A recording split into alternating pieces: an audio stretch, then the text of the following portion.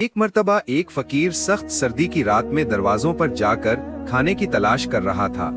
वो थका हुआ, भूखा और मायूस था।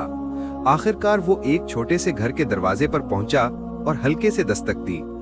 दरवाजा खुला तो अंदर से एक गरीब औरत निकली। उसके घर में खुद खाने को ज्यादा नहीं था, मगर उसने वही कम सा खाना फकीर के आगे रख दिया। फकीर ने शुक्रिया अदा किया और दुआएं दी।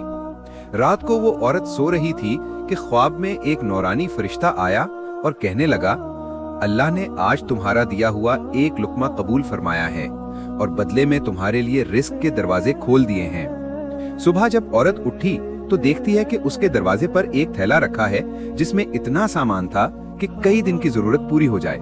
साथ एक पर्ची रखी थी, जो तुमने अल्लाह के लिए दिया अल्लाह ने तुम्हें लौटा दिया, कई गुना बढ़ाकर। सबक: कभी किसी की मदद करने से डरो मत। अल्लाह के रास्ते में दिया हुआ हमेशा बढ़कर लौटता है।